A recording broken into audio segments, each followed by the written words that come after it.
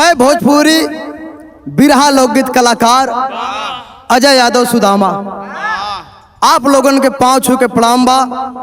बिरहा के दर्शक भगवान रूपी आप लोगन के चरण में बहुत बहुत प्रणाम बा। एक बिरहा प्रस्तुत बा आप लोगन के बीच में, कांड बा। हमें आशा ना बल्कि पूर्ण विश्वास बा कि आप लोगन के पसंद आई।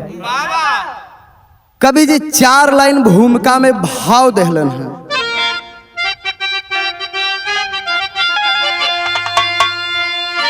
कि चेहरा से कैसे चरित्र के पकड़ी, जगत में मदद के करी कैसे आशा, ऊपर से सुंदर भरल घात अंदर, टूटे भरोसा मिले तब निराशा, पवते ही दाव सब दे लगाव हो, मानव दानव बन के रिश्ता को नासा, अर्पित सुदामा सुरेंद्र कहेले,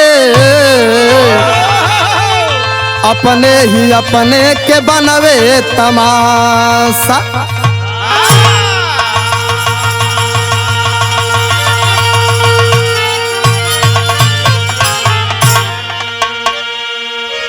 अर्पित सुदामा सुरेंद्र कहेले, अपन ही अपने के बनवे तमाशा। ये दुनिया में गैरन के उतनी हिम्मत ना सूरज भैया जितना अपने के तमाशा बना देलन। एक लाइन कव्वाली का टुकड़ा, कवन कव्वाली भैया?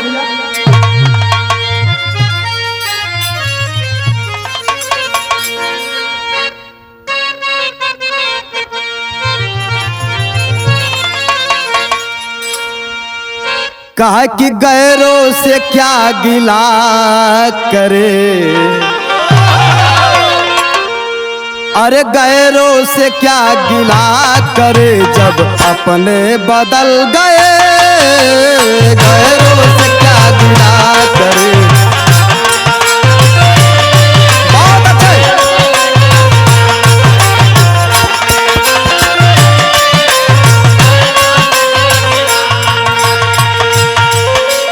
गैरों से क्या गिला करे, जब अपने बदल गए,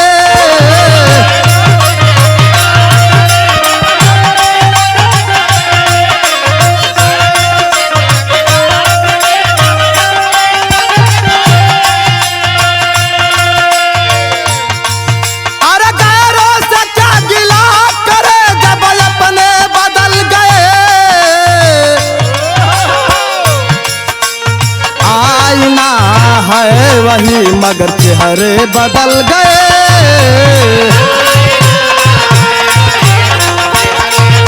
बहुत अच्छे।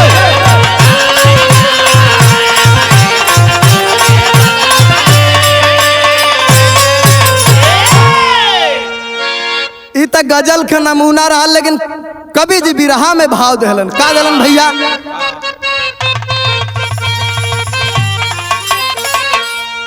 कहाँ अपना करे बर्बाद क्यों, अरे अपना करे बर्बाद क्यों, अपने को यहाँ अपना करे बर्बाद क्यों।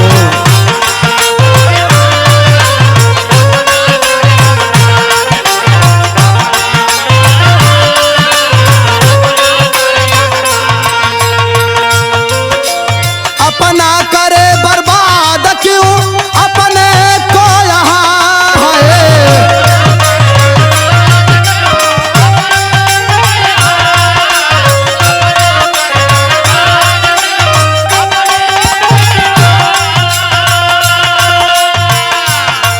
अरे अपना करे बर्बाद क्यों, अपने को यहाँ, अपने को यहाँ। तोड़े सारे सपने को, तोड़े सारे सपने को, और गैरों में दम कहाँ, तोड़े सारे।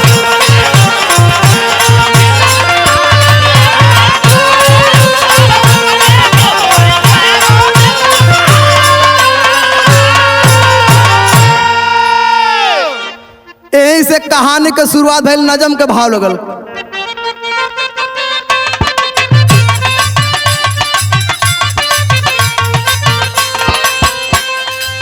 समझा इंसान ने इंसानों को क्यों सस्ता है, पल में जोड़ता है तोड़ता फिर रिश्ता है।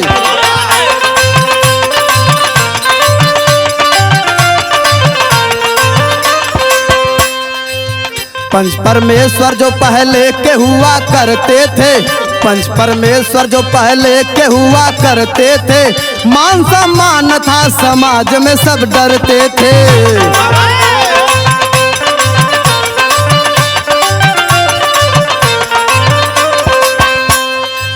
राजस्थान के मनोज की कहानी है, राजस्थान के मनोज की कहानी है, हुई है शादी पत्नी आई घर शिवानी है।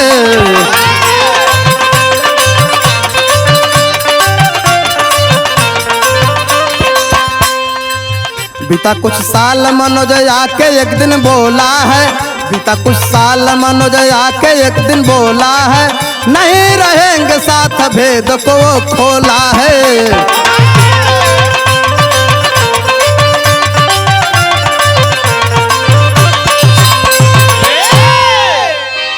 ए बाबू ई कहानी राजस्थान से लिहल गई।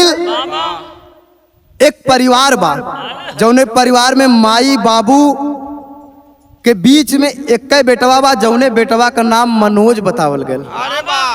माई बाबू बेटवा के शादी कैलन, घरे में पतो है आइल, धीरे धीरे हंसी खुशी से परिवार चलत बा। 1 साल बीतल, 2 साल बीतल, 3 साल बीतल, धीरे धीरे 10 साल का समय बीत गया।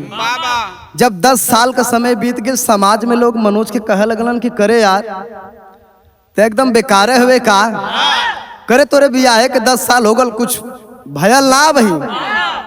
कुल ताना मारे लगलन संगी साथी आए के मनोज एक दिन घरे अपने दुल्ही शिवानी से कहत बा। का कहत बा? एक लाइन गीत बा।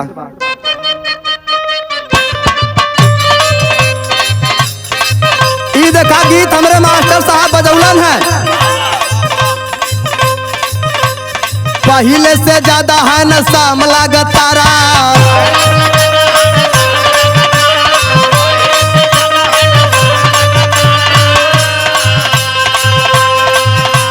साउथ वाला हीरो से न काम लागत तारा।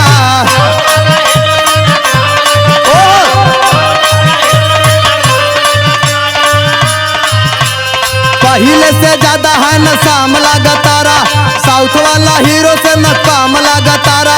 तोहरा के दिल हम देहा बे करे जा तू तब बम लागत तारा।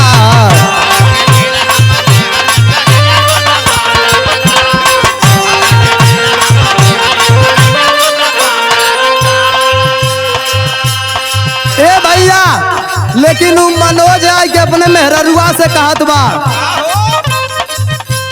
कपारा के हमारा तू भार लागत तारू।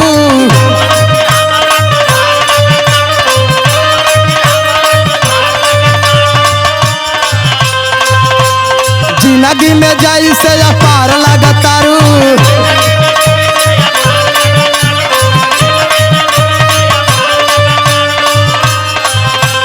कपारा के हमारा तू भार लागत तारू, जिंदगी में जाई से पार लागत तारू। कई के लियाई भम दूसरा बियाह तू बेकार लागत तारू।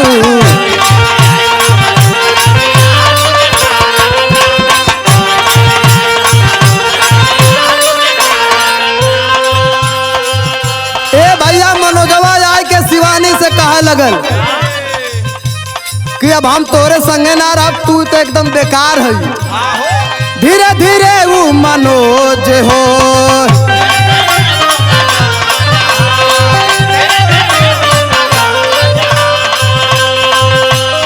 मारे शिवानी के रोज हो।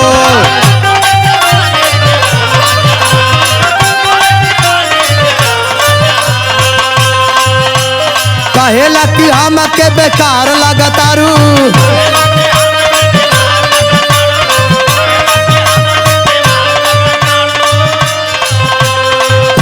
वाला फावा के तार लगतारू।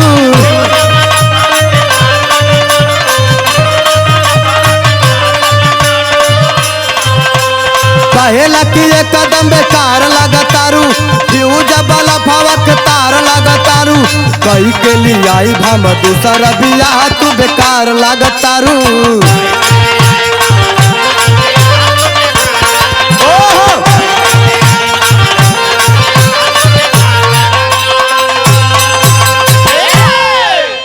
काहे कि जो चल जो नैहरे अपने तो के अब हम ना रखब, करे तो एकदम बेकार है का। मेहरारू बेचारी रोवे लगल, कहलस कि काहे कि डाटा तू हमें का हो गल तुम्हें आज अचानक, काहे आज हो गल, आज धीरे धीरे 10 साल के समय भइल तुम्हें आज लौकत वही ए बाबू। लेकिन तब वो अपने पति के बात सुन के शिवानी घर में बा अपने नैहर ना गई। जब नैहर ना गई मास्टर साहब तक गीत फिर बदल गई। ओहो आई देखा कौनो मेहरारू बड़ा हाव भाव में चलत रहे, सुंदर हम बनी के करल काम बनी,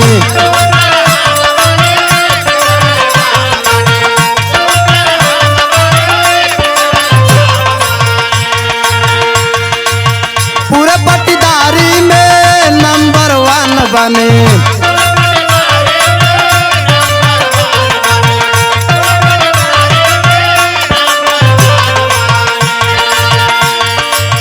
ससुरा में घरवा मिलल बादो ताला, केहू के रो बना सहाला, बला में हमर दुबई कमाला।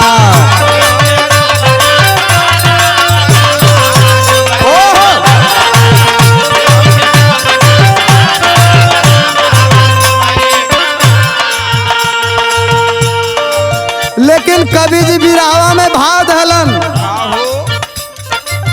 बतिया लग गईल किस्मत जग गईल,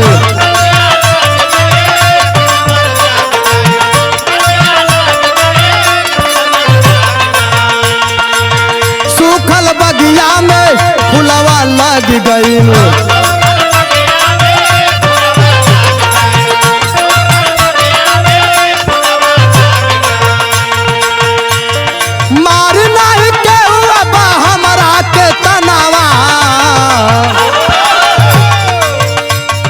नाचेली दुल्हिया ननवा, खुशी बात उनकर हो मनवा।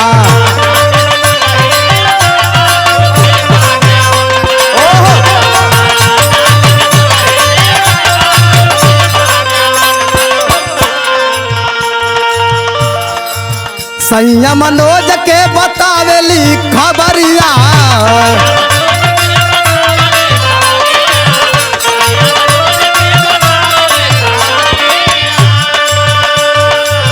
जगमगया बरही हमारी बखरिया,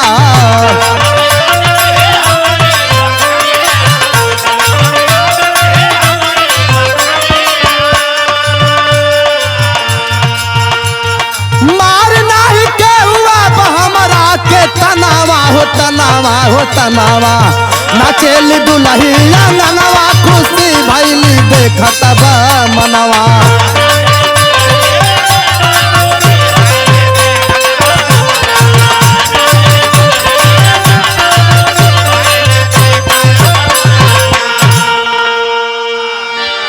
जाय के मनोज के देखा भगवान सूरज भैया बात लग गई तो भगवानो दुख बूझ देलन। ओ दुल्ही के गर्भ में बच्चा पड़े लगल, धीरे धीरे 9 महीना का दिन बीत गई। जब 9 महीना का दिन बीतल, एक दिन अचानक पेट में दर्द भइल, ले जाके मनोज हॉस्पिटल में भर्ती करौलन। जब हॉस्पिटल में भर्ती करौलन तो वहां भयल का मास्टर साहब विदेशिया में भाव लगल,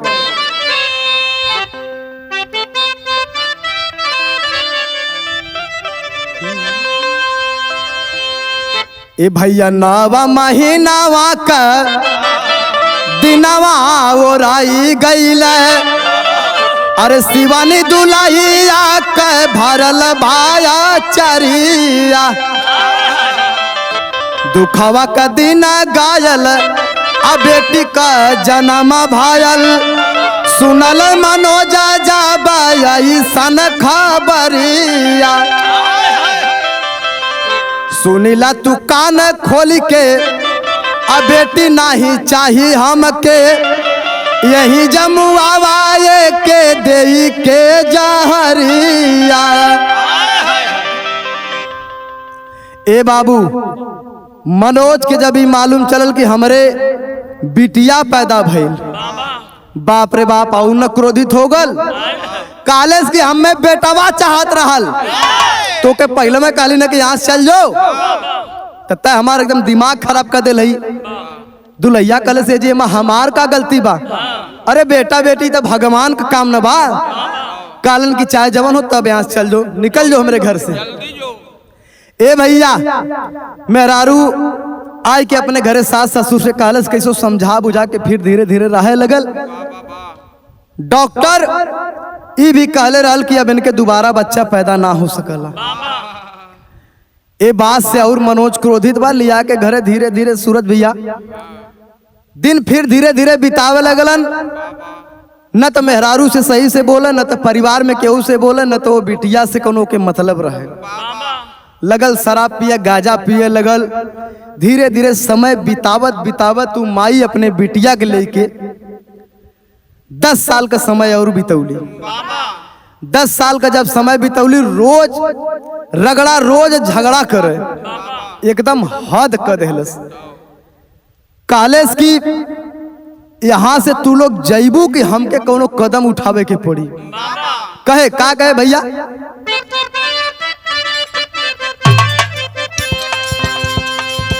आवे ड्यूटी से मनोज मारे दूना के रोज। कहे दूर हो जा हमारा नजरिया से, बढ़े दिन दिन अत्याचार माई बेटी भला चार।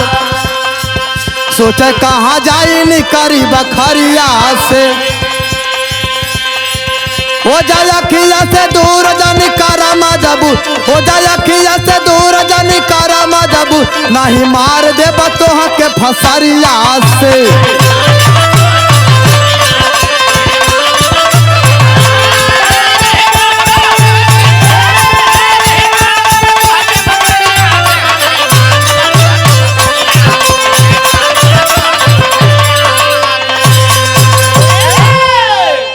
कहे कि अब घर खाली कदा बहुत ज्यादा हो गल। अब ए बाबू इतना वो मतारी बिटिया के इतना ज्यादा मजबूर कर देलस कि माई बिटिया दोनों घर छोड़ के निकल दिली। तो टेरी में भाव लगल।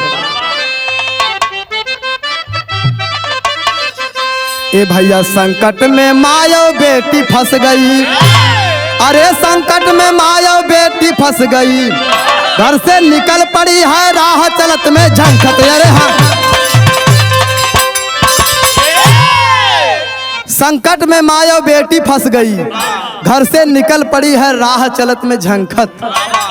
माई बिटिया दोनों घर छोड़ के निकल गई। धीरे धीरे घर से निकल ली, बहुत दूर चली गई। धीरे धीरे सवेर से दोपहरिया हो गल। माई के जौन के प्यास लगल, माई कलेस बिटिया जा पानी ली बा। बिटिया कहे कि माई कहाँ जाई, हम सिवानपुरा चारों तरफ दिखात बा। ए बाबू उ माई बेहोश होके गिर गई। बिटिया जाके कुछ दूरी पे गई। एक आदमी के घर रहल जेकर नाम बतावल गई हरिनाथ, और उनके पत्नी के नाम लक्ष्मी बतावल गई। भगवान उनके कोनो औलाद नहीं देले रहल।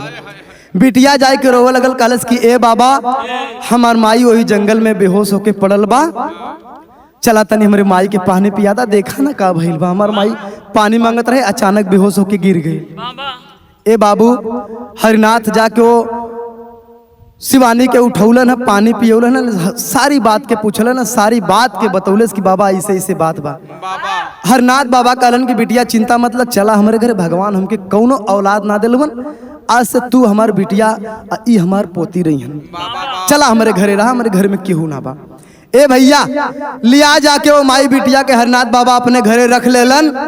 धीरे धीरे समय बीते लगल, वो बिटिया का नाम लिखा दिलन, बिटिया स्कूल जाए लगल। जौने रास्ता से बिटिया स्कूल जात रहे, उ रास्ता में करीब 1 से 2 किलोमीटर तक पूरा एकदम घना घोर जंगल रहे। अरे वाह, वो जंगल से पैदल आना जाना ई माई के अच्छा न लगे। बिटिया तैयार भइल एक दिन स्कूल जाए विदा। जब घर से निकलल तो माई आके समझाओ लगल, कलश की बिटिया सुना, हमार जीव पता नहीं कहे बहुत घबरात। माई अपने बेटिया से कहता का कहत बा भैया के लाइन गीत बा।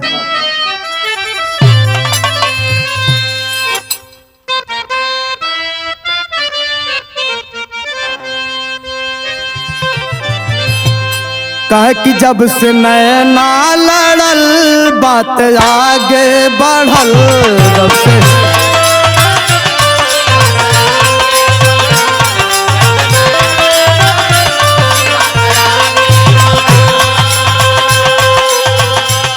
जब से नैना लड़ल बात आगे बढ़ल, रोज अखिया रहेला इंतजार में हो, दिल भइल दीवाना तोरा प्यार में, दिल ओ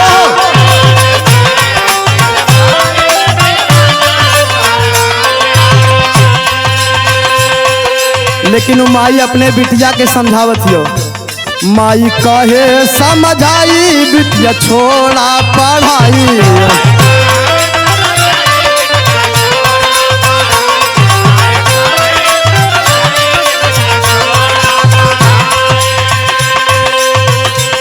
माई कहे समझाई बिटिया छोड़ा पढ़ाई, पता नहीं कहे जियारा डेराला हो, बाटे ई त जमाना बुरा भाला हो, बाटे ई त जमाना।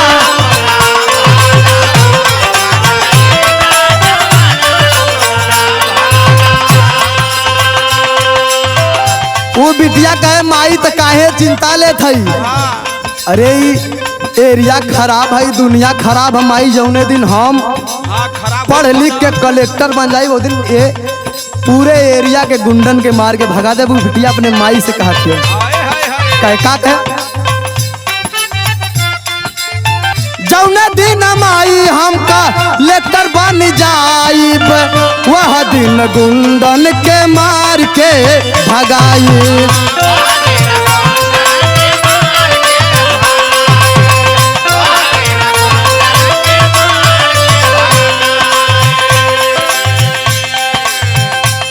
जन जई हाय अकेली साथली हा सहेली,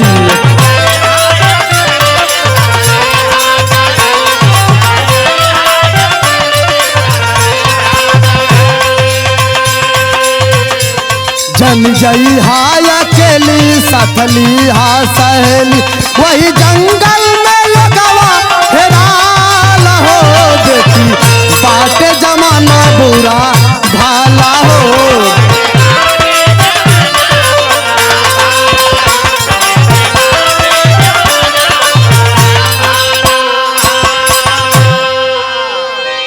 माई कहे अच्छा ना मन भी बात के तो जो, लेकिन जोन तो हूँ बगल के सहेली बा ओके लिया ली है, अकेले मत जाई है, वो रास्ता ठीक ना हो, ममतवा के लिया ली है, ममतवा के लिया ले है।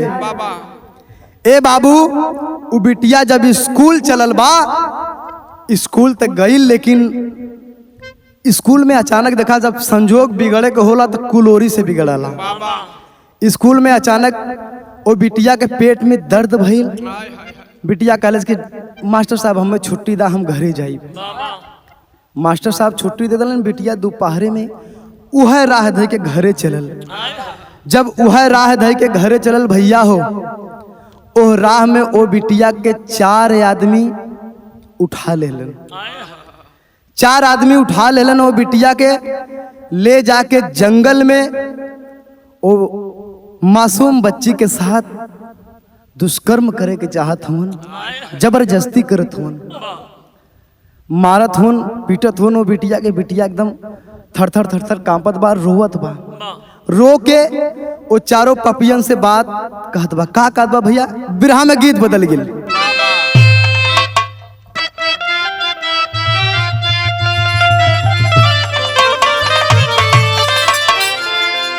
का कि मर जाई ससुरा तोहरा, अरे जाए के पहिले फेल होई हार्ड कार्ड छपाए के पहिले।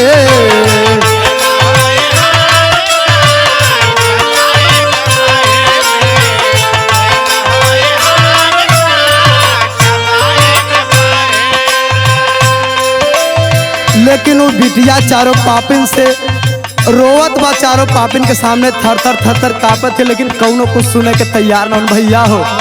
बिटिया कहत बे, काहे के लुटेला बाबू हमारी इज्जतिया, काहे के लुटेला बाबू हमारी इज्जतिया, होला इह आबाला के जीवन कथा तिया।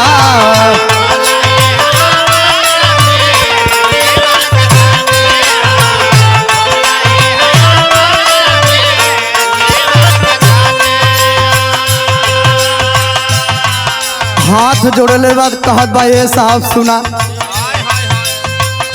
जरले के जा राजानी मर की समातिया,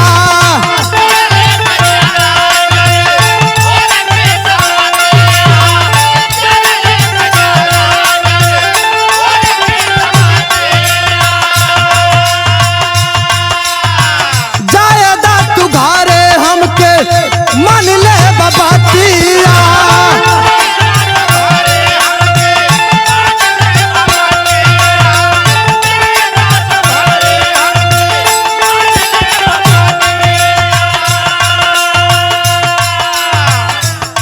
लूटले का नाही होला हो,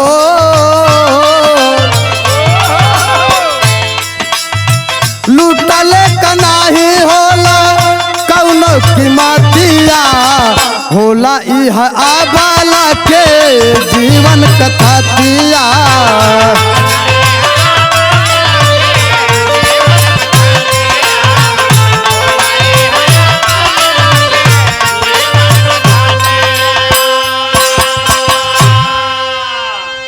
ए बाबू लाख बिटिया चिरौरी कैलेस रौलेस गोड़ धैलेस, लेकिन कौनो पापी सुने के तैयार ना भेलन भैया हो।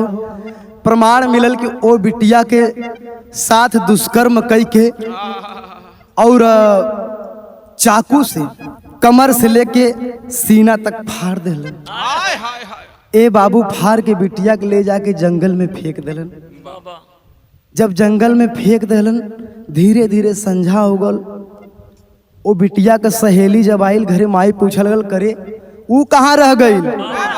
कहे रे वो तो दोपहरे के न आइल। कहे कि घरे तक अभी ना आइल बिटिया। जाके बाबा हरनाथ से कहले, बाबा हरनाथ भी माई लक्ष्मी भी और अपने शिवानी मतारी जाके खोजत हिन बिटिया के, लेकिन बिटिया जब कतोर रहे तब न मिले। ए भैया हो धीरे धीरे 1 दिन 2 दिन 3 दिन 4 दिन बीत गल समय। जब 4 दिन का समय बीतल जाके माई बाबू थाना में रिपोर्ट लिखौलन। जाके दरोगा साहब से कहलन। दरोगा साहब आके पूरे एरिया के जांच पड़ताल करे लगलन। जांच पड़ताल कैले के बाद एक जंगल के बाहर एक तालाब रहल, वही तालाब के किनारे बिटिया का लाश पड़ल बा। भैया हो बिटिया का लाश लेके जब लोग घर पे अइलन पुलिस, माई देखले बा अपने बिटिया का ऐसा हालत, माई रोए लगल। रोए के एक बात कहत बा, का कहत बा मास्टर साहब?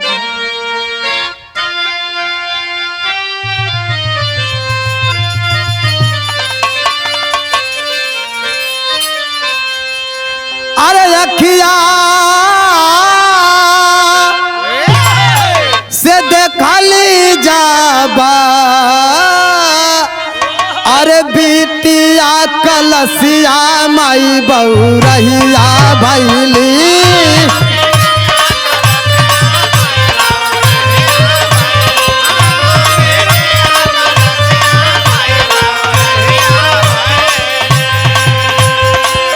बिटिया कलसिया माई बउरहिया भैली, फूटल की समतिया माई बउरहिया भैली।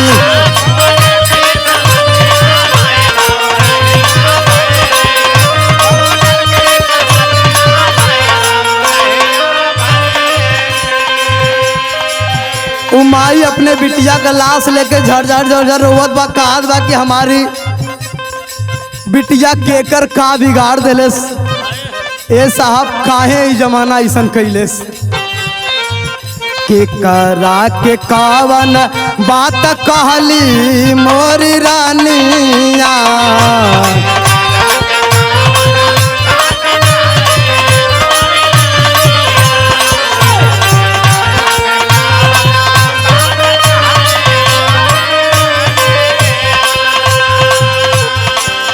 ऐसन निकाला ले बके हो दुश्मनिया।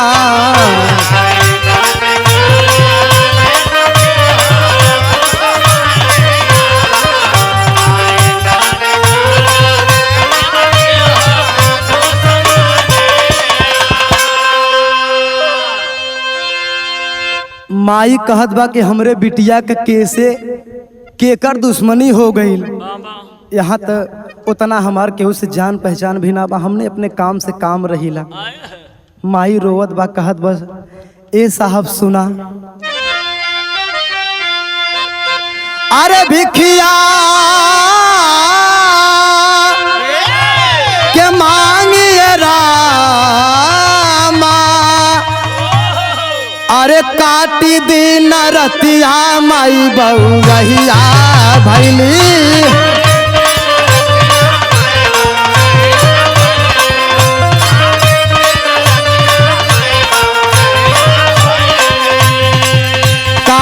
दिन रतिया माई बउरहिया भैली, फूटल की समतिया माई बउरहिया भैली।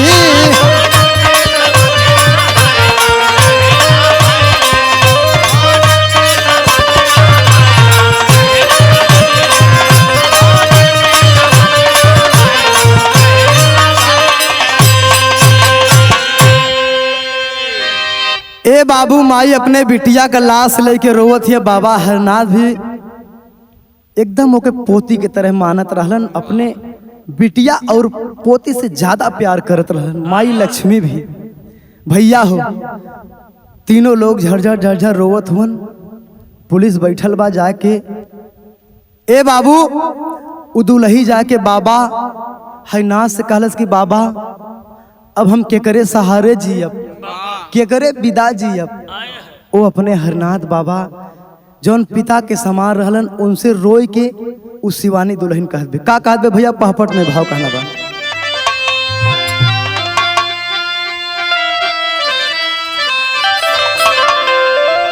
अरे बचल नहीं जिए का सहारा हमारे बाबू हो, अरे बचल नहीं अजिए का सहारा हमारे बाबू हो।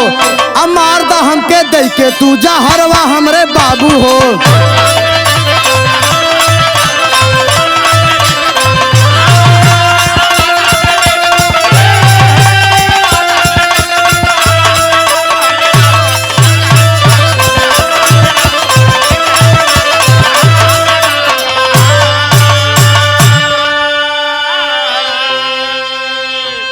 कहत बा कि कवना कलमिया से भगवान से कहत बा उलहना उरहन देथियो। काहे कवना कलमिया से लिखल तकदीरिया, केहू नहीं सुनले का बेटी का चिकरिया।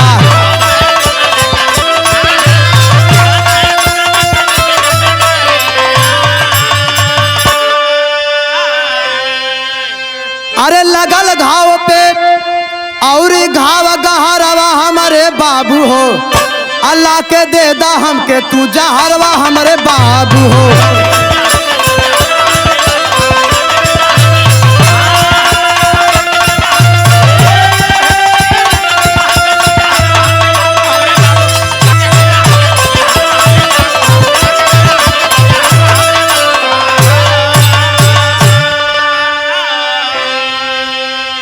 जाय के पिता तुल हरनाथ से उ बिटिया कहत बा कि बाबा हमके जिए के कोनो आसरा ना रह गल, कोनो उम्मीद ना रह गल, हम केकरे बिना जिए। माहुर लिया के देदा हम हो खा के मर जाई।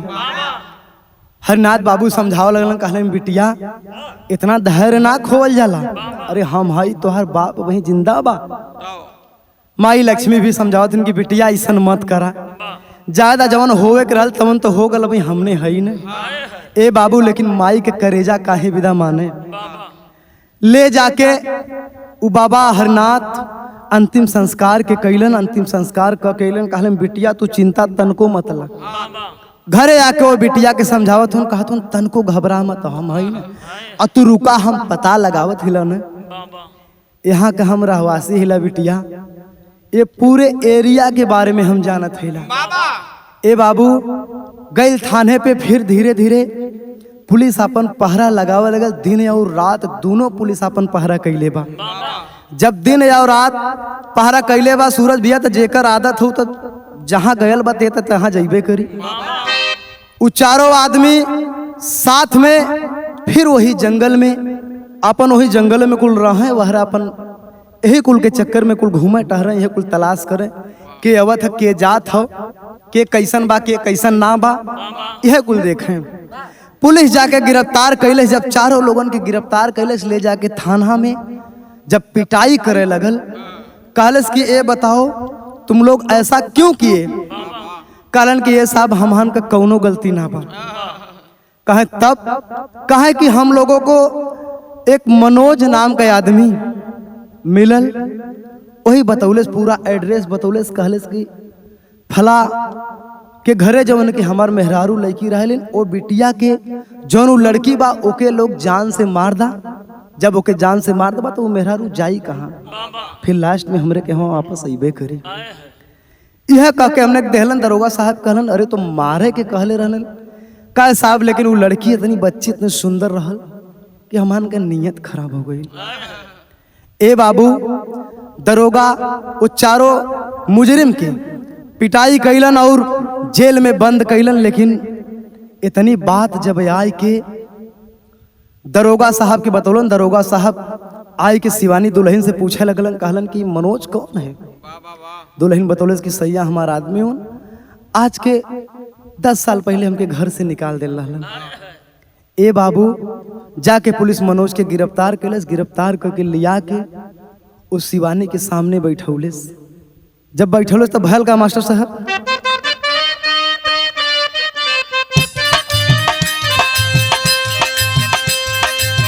कहे हरिनाथ जनी तन को घबराई हा,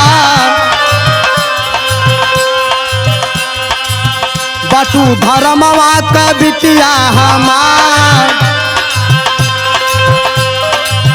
जवन पपी कैले बाई शंकर मामा,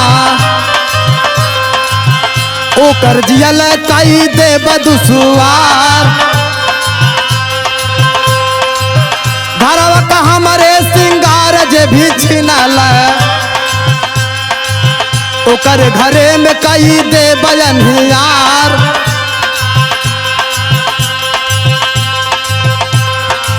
मनोज के पकड़ के तबा पुलिस लियौल, सथवा में चारों हो अइल बदकार।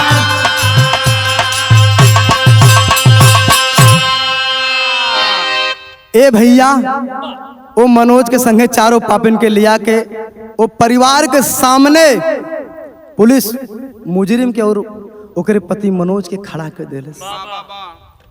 देखले शिवानी दुल्हन कहलिस कि अरे बाप रे बाप, सारी बात के जब जानलिस तो एकदम अचंभित रह गई। यही लिए कवि जी भूमिका में लिखले रहलन कि चेहरा से कैसे चरित्र के पकड़ी। उ दुल्हन रो के अपने वो मनोज पति से कहत बे, का कहे भैया आखिरी में कहना बा,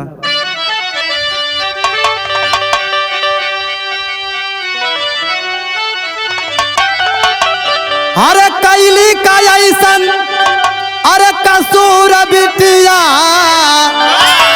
अपने हाथे कैसे कटला बेटी के मुड़िया,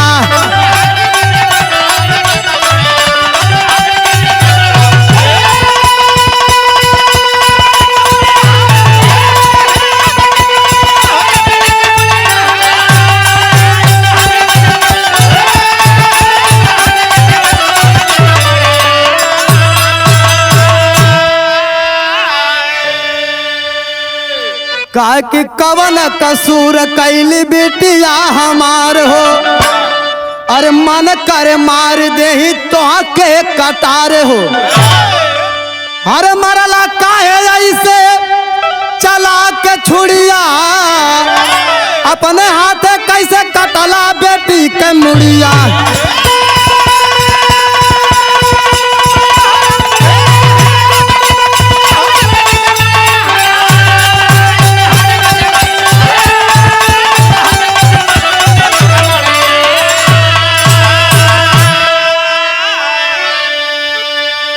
काय रे पापी, चाहे तय मार और चाहे केहू से मरवाओ, लेकिन दोषी तो तही न भइले, गुनहगार तो तोही न बाटे।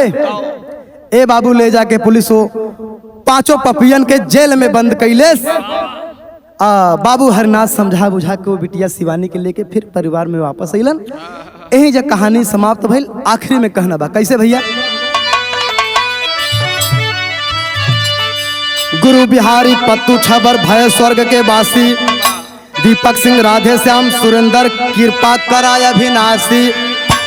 ए बाबू संकट में माया बेटी फंस गई, अर्पित अशोक सुदामा गावे गीतिया चनकत, संकट में माया बेटी फंस गई।